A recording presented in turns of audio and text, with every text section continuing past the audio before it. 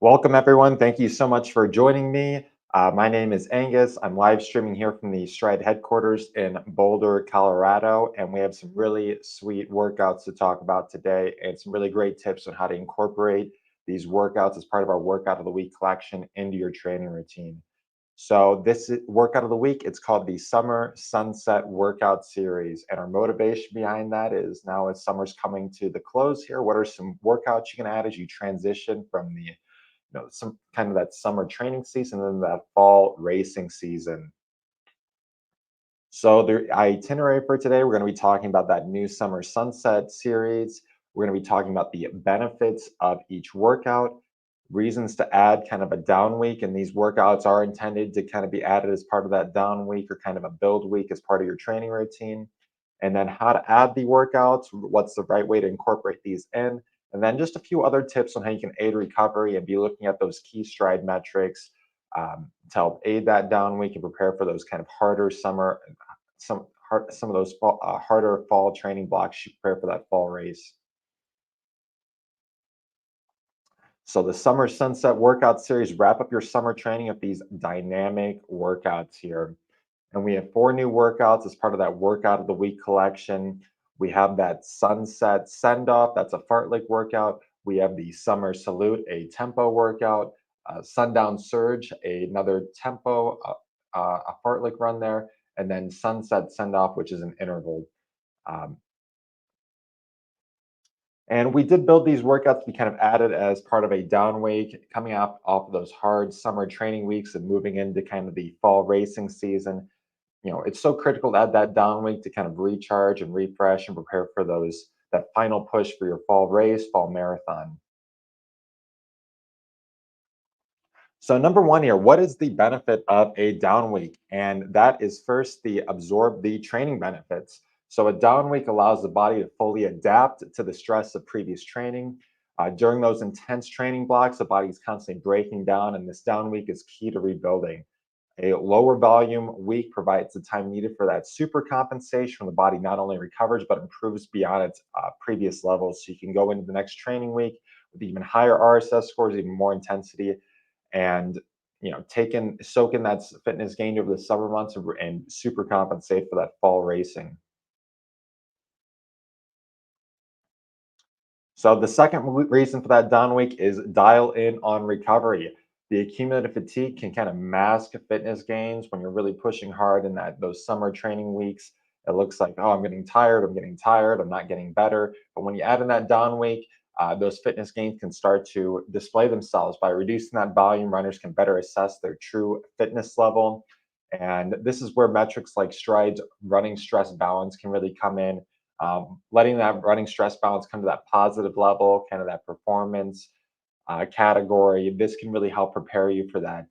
Let's say you're adding in a testing week, you want to display your fitness so you can amp up your critical power, or you just want to keep moving into harder training weeks. Um, kind of moving into that positive RSB range with a down week can be really key in showing how well you're balancing that stress and recovery. And not only balancing, but bouncing back so you can renew with even better fitness after a down week.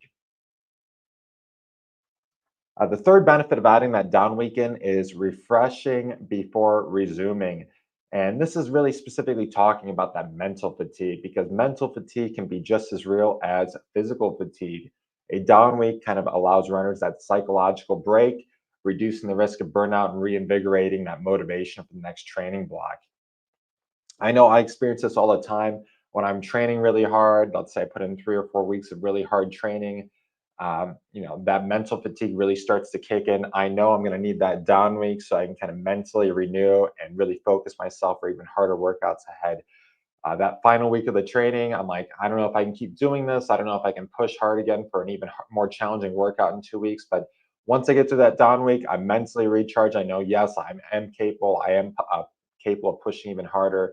I do have that mental edge back. I can do even better moving into the next hard training week. Some other benefits of kind of that down week, it gives you extra time, time not spent training, time you can spend towards analysis. You have all these incredible metrics with Stryd, whether you just have a single Stryd foot pod and you're looking at metrics such as the leg spring stiffness or the impact loading rate, Or if you have Stryd Duo, you can start to go into balance metrics such as ground contact time balance or leg spring stiffness balance, or even go to the next level if you have Stryd Duo plus Stryd membership and analyze foot path. Spending a little extra time being able to go through that three-step analysis process with foot path can be so key to getting that little extra edge and learning even more from your data. So this can be not only is your performance bouncing back and you're getting that mental recharge from that down week, but also you're renewing training with even more knowledge about your running and things you can focus on and improve. And that ties into the next point here, time for strategic planning. You can also take that extra time for strategic planning for your upcoming weeks, saying, what do I need to do to take that next step? Where have the gaps been in my training? Where am I struggling in training? Is it maintaining my power output? Is it hill running? Taking that extra time to analyze the data and then use that data analysis to move into a strategic planning phase can be so key as part of that down week. So to kind of wrap up the down week, the benefit of the down week and how these workouts all tie into it, it allows you to absorb that training you've been putting in and start back with even more energy and knowledge and motivation to tackle your goals. So that can really be that those incredible benefits there of lowering that volume, but keeping the intensity the same. And that's where these workouts come in. So we want to take a closer look at these workouts. First, it's this summer salute, and we can see this has that running stress score of 55. It's kind of this cut down tempo where the reps are getting more intense, more power. It's moving from the let me pull the workout up here. It's moving from kind of that 88 to 91% of critical power effort, all the way up to kind of that 92 to 98%, moving closer to that critical power level for that final 5 minute rep there. And this is a great workout, whether you're doing, you know, half marathon or marathon training, being able to move from kind of that marathon intensity all the way past that half marathon intensity for that final part of this summer salute workout. And also, it's a workout under 60 minutes, so it's very easy to fit in your routine. Save yourself some time if you've been putting in, over 8 hour training weeks, and when you add in those under 60 minute workouts, that can be a great way to free up some time as part of your routine. The next workout is the last heat wave, a little lower RSS, still kind of a tempo workout. This one is even lower in duration, under 50 minutes. It's great for building that aerobic capacity, and once again, still great for that half and full marathon workout. So let's say you are doing a half or full marathon, but your volume's been a bit lower. You might want to move towards this last heat wave because it kind of has that lower RSS score than the previous workouts. You can see these repetitions. When you're running at that higher intensity, it's only 3 minutes versus that 5 and 10 minute range. So this can be a really great way to once again prepare for that half and full marathon training during a down week. The next workout, or third workout as part of this series, is that sundown surge. This is 48 RSS. It's once again really fun and engaging with a mix of different intensities. Changing gears a lot. This can really build that speed for a 5K, 10K, half, or full. So you've got great flexibility here. Um, and you also bring in that high intensity. So if you want to, bring in that high intensity, let's say you kind of had a difficult time as your critical powers increase to, do the tempo workouts as those have just inched up a bit with the increase in critical power. Adding in a workout like this can really help that leg speed and help prepare you for those tempo workouts, which are at that lower intensity, but that have increased in speed since your critical power has gone up. So this can be a really great bridge workout as you are moving forward in your training and your fitness continues to progress. And then finally, here we have the sunset send off here. Once again, kind of that half and full marathon workout. A lot of these are kind of built for those longer races because we know so many runners put those marathons in their schedule in the fall there as that weather cools down. So this helps you lock onto that marathon power and then work on your finishing speed with some quicker repeats at the end. And this can be a really great way to kind of increase that leg speed when you're running on tired legs and get a wide variety of intensities in, which can be so critical, especially for marathoners as they we're so used to running in those lower intensities. Adding in some of that higher intensity work every once in a while can be really awesome part of your routine. If you have any questions on these workouts as I go along, put those in the chat, whether you're watching on YouTube, you're watching on the Facebook, or you're watching on X. Leave a tweet, leave a comment, and I will answer those on stream here. So great. So now we know about the benefits of the down week, and we have these workouts in our routine. The weather's getting cooler. I want to add these in. I want to start, amping up my training for that fall marathon. So now, how do I take the next step and add these workouts into the plan? And once again, it's so easy with the help of running stress score. That's why the running stress score is so prominently displayed when you're viewing these workouts. That's going to be so key to making the right decisions to add these into your routine, along with that percentage of critical power you're running in. That's why it's so often presented that percentage of critical power, because that just allows kind of that apples to apples swap there. Let's say you're already following a routine, you really like one of these workouts. You're just going to want to look at a workout on your routine with kind of a similar running stress score, and then add this in. Look at which is going to help with specifically your race goals, and then just swap that workout in. And this is really going to help you make the right change there to your running routine. And then looking at that percentage of critical power, look at for example, these workouts are categorized whether it's a tempo run, a fartlek, or intervals. Look for a similar workout in your routine, whether it is a tempo, a fartlek, or an interval, and then swap it in based on the type of workout it is, and that can really help you, still maintain the intended goal of your workout that day, but add in a little different variety with one of these workouts as part of the summer sunset series. So I just want to add in a example from my routine on how I would swap in one of these workouts. So I looked at my 42-day average running stress score. So I was able to just go to the Stryd Power Center, go to the My Training chart, and hover over there and kind of view my average running stress score right now. And it's around 76. And I know I want to bring that down as I kind of move into my down week. So I'm going to be looking for the workout under 76 RSS. I am training for marathon, and I commonly do run near kind of a half marathon intensity on Friday. And today is a Friday. So if I'm going to be making that swap today, I'm going to be looking at that summer salute, because that summer salute there is that tempo run that I commonly do. It's got a lot of running near that half marathon intensity, that half marathon specificity, while still lowering my running stress score there. So simply by looking at that running stress score and looking at that intensity I'm running at, I can easily make that swap on my routine. So another question is, I made a great swap there. I am part of a down week. What other tips can I incorporate, and what other metrics can I look at in the Stride ecosystem to kind of help aid my recovery? And one of the metrics, if you've been watching the YouTube for a while, that I really like is the lower body stress score, so that LBSS. And that lower body stress score is created by looking at your impact loading rate.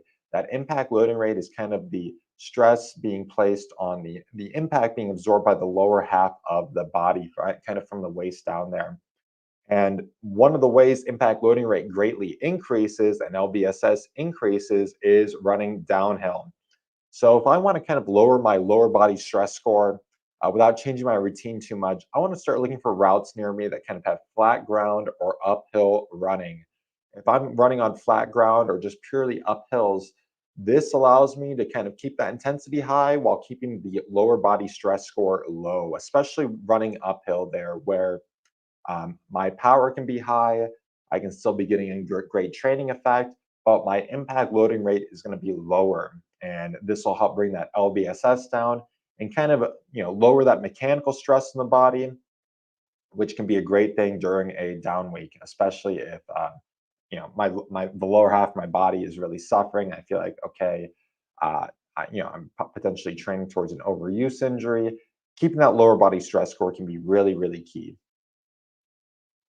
The second thing that can be reflected in kind of that impact loading rate is the surface conditions. So I'm looking for those softer surfaces. This can make a small change to that lower body stress score as well. So for example, if I'm commonly running on the sidewalk, maybe looking for a flat, soft trail, and that can be really key. Or, additionally, running it during cooler parts of the day, which can kind of lower that physiological load and especially as we kind of move into the fall here. We're so used to running that hotter weather. Just looking for a cooler part of the day, whether it's in the morning or in the evening. That can really make the run easier as well as part of my down week. So if you want access to these summer sunset series, check out the Stride membership. The Stride membership is going to give you access to the Stride workout library. It's going to give you access to that workout of the week, and that's available to upgrade either on the Stride Power Center or in the Stride mobile app. And once you get access to that, you can start editing the workouts. You can start adding them to your routine. You're just going to open up the Stride mobile app, go to the workout tab, select that workout of the week, and you're going to see these 4 new workouts for the month of August there. So if we have any questions, put those in the chat. I'd love to answer them as part of the stream. For now, I'm going to keep moving on some extra announcements and details we have going on at Stride. But if you have any questions that come to you, definitely put those in the chat there. Recently, the Olympics just wrapped up. One of our sponsored athletes, Clayton Young, had a phenomenal run in the Olympic marathon, a fantastic finish, a top 10 finish. He finished ninth overall. We're going to be writing about his story at blog.stryd.com. So the first installment of our series is already available on the evaluating the pacing in the marathon with power, on how he exceeded even our expectations with really smart downhill running, really smart execution on flats, and really consistent uphill running, power-based execution there. So definitely check out that story. We think it's really awesome. It shows how Stryd can be used at the elite level and how these same tactics can benefit you as a non-elite runner running with power. So really the applicability there, moving from the elite level down to the amateur level, there's going to be a lot of great learnings there. So check that out at blog.stryd.com. Our new coaching program. So I know we've been talking about the coaching program. We've had a lot of great things happening in this group. Whether you're a running coach or you have a running coach, we definitely recommend to check out the coach.stryd.com. This comes with some incredible perks and benefits, included the Stryd coaches view. So if you have a coach that is coaching you, they can start accessing your Stryd data, seeing things such as the Stryd footpath or the balance metrics if you're running a Stryd duo, or just getting access to key details like running stress score and LBSS as part of your profile to help manage that training load. So if you have a running coach, send them over to coach.stryd.com and help get them certified and access to your Stryd profile there. And if you want more content, subscribe to the Stryd YouTube channel. We definitely have some incredible content coming up with different athletes and some different educational pieces. So if you want to get more from Stryd, see how you can use Stryd even better as part of your routine, accomplish your goals faster, subscribe to the Stryd YouTube channel because we have a lot of incredible educational content coming.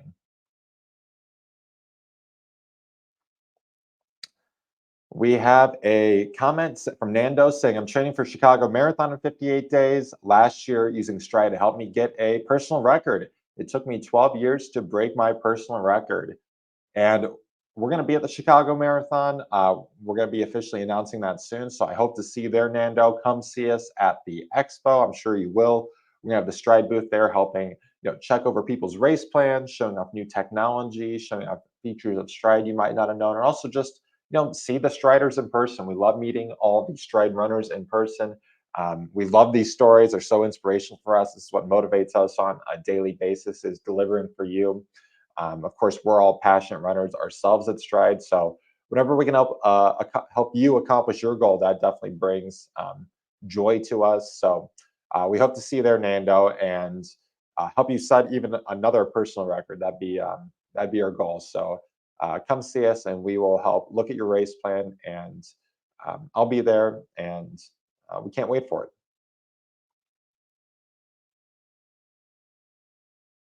So that's all I have for today. I want to thank everyone for joining us.